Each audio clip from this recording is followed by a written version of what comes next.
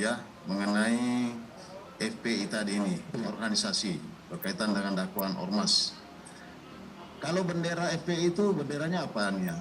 Nah, lambangnya apa? Lambang FPI. Bendera FPI itu ada lambang tasbih segitiga.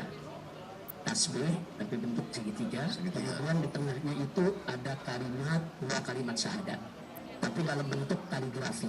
Ya. Dalam bentuk kaligrafi berbentuk bintang. Sebetulnya bintang itu tulisan asyhadu an la ilaha illallah wa asyhadu anna muhammadur rasulullah. Tapi dalam bentuk kaligrafi bentuk bintang. Itu lambang FPI. Dikelilingi oleh segitiga tasbih berbentuk segitiga. Ya. Nah, kemudian mengenai visi misinya tadi ya. Nah, tadi kan ada diuraikan bahwa itu berdasarkan kepada Pancasila. Apakah juga ada, karena kebetulan di sini juga kita mengadili perkara teroris, ya. Jadi kami banyak mendengar, banyak mengetahui cerita di persidangan. Teroris ini memang dia tujuannya itu mengganti dasar negara. Dia terus terang ngomong di persidangan itu dia.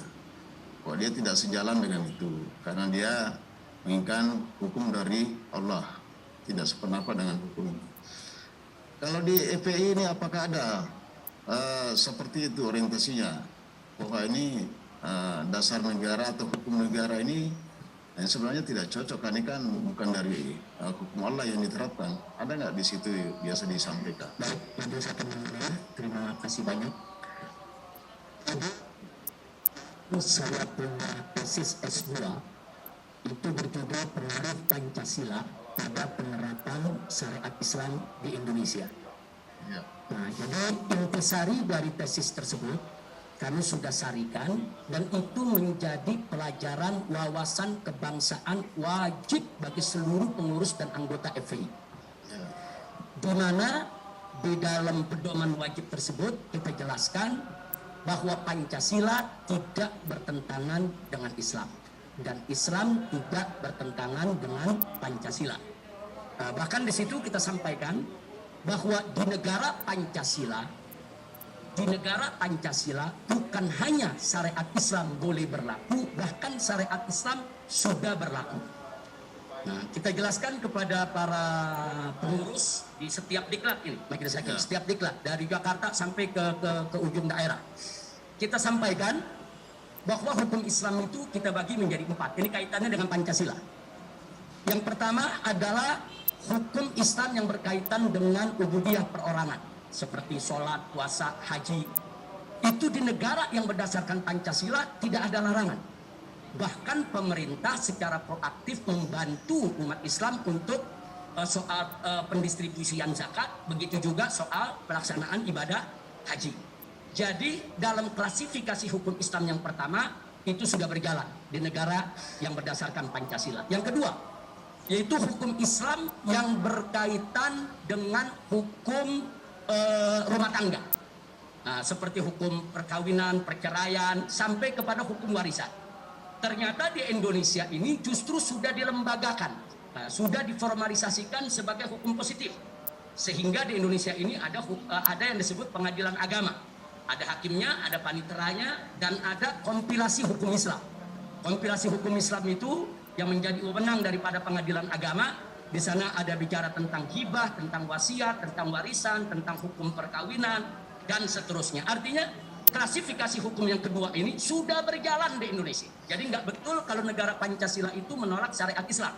Ternyata syariat Islam yang pertama tadi di negara Pancasila jalan, syariat Islam yang kedua di negara Pancasila juga sudah jalan. Yang ketiga itu adalah klasifikasi hukum yang berkaitan dengan sosial kemasyarakatan, termasuk yang menyangkut perniagaan dan perdagangan. Ternyata di Indonesia pun tidak dilarang orang membuka satu lembaga keuangan umpamanya dengan bunga 0%. Bunga 0% kan berarti non ribawi. Nah, itu tidak dilarang di Indonesia ini. Nah, karenanya di Indonesia ini ada bank syariat, ada asuransi syariat, ada leasing syariat, dan itu sah resmi diakui oleh negara. Begitu juga pendidikan. Di Indonesia ternyata pendidikan Islam dari mulai taman pendidikan Al-Quran, ibtidaiyah, sanawiyah, aliyah, sampai Universitas Islam itu diizinkan di negara Pancasila ini. Artinya di negara Pancasila ini klasifikasi hukum yang ketiga yang berkaitan dengan sosial kemasyarakatan termasuk perniagaan dan perbankan, Indonesia tidak pernah melarang syariat Islam, bahkan sudah berlaku. Jadi yang terakhir, yang keempat yaitu hukum yang berkaitan dengan pidana. Nah, ini kita bicara pidana sekarang, Majelis Hakim. Nah, saya sampaikan kepada seluruh diklat bahwa hukum pidana ini semangatnya itu di dalam hukum pidana positif Indonesia dengan pidana Islam sama semangatnya. Dan substansinya juga sama, hanya bentuk hukumnya yang berbeda. Artinya begini, semangat dan substansi. Dalam pidana Islam mencuri dilarang, dalam hukum positif pencuri juga dilarang. Dalam pidana Islam membunuh dilarang, dalam hukum positif juga membunuh dilarang. Dalam hukum positif korupsi dilarang, dalam pidana Islam korupsi juga dilarang. Artinya substansi larangan itu ada. Dan sama-sama dalam hukum positif bahwa perbuatan pidana tersebut harus diberikan sanksi hukum. Dalam Islam juga sama, harus diberikan sanksi hukum. Hanya saja yang berbeda adalah bentuk sanksinya. Nah, kami sampaikan kepada seluruh laskar, seluruh pengurus FPI, artinya dari 4 klasifikasi tadi, syariat Islam itu sudah berlaku di Indonesia. Klasifikasi pertama, kedua, ketiga sudah berlaku. Sedangkan yang keempat, yang belum berlaku hanya bentuk sanksinya. Tapi substansinya, semangatnya, dia sudah ada di Indonesia. Nah, kemudian saya tutup, biasanya kalau dalam diklat-diklat, nah bagaimana kita memperjuangkan yang keempat ini supaya berlaku di Indonesia? Harus secara konstitusional, lewat parlemen, lewat DPR. Karena kalau DPR setuju besok ada undang-undang koruptor dipotong tangan, maka itu akan berlaku. Nah, jadi gerakan kami di FPI ini adalah mendorong bagaimana syariat Islam itu bisa diformalisasikan, dilembagakan sebagai hukum positif dengan lewat prosedur konstitusional. Jadi kami di FPI nggak pernah punya masalah dengan Pancasila. Bahkan kami tidak setuju kalau Pancasila itu diganti. Kenapa kami tidak setuju? Karena Pancasila itu peninggalan ulama. Dulu Kiai Haji Hasyim Asy'ari, pendiri anak daripada pendiri Nahdlatul Ulama, kemudian Kiai Haji Abdul Qahar Muzakir, itu beliau pimpinan Muhammadiyah ketika itu, dan Kiai Haji Agus Salim, pimpinan Sarekat Islam. Beliau bertiga dengan ulama-ulama yang lainnya berjuang habis-habisan, yaitu di BPUPKI, sehingga akhirnya tersusun Pancasila yang kita kenal saat ini, yang disahkan pada tanggal yaitu UUD 45 18 Agustus 1945.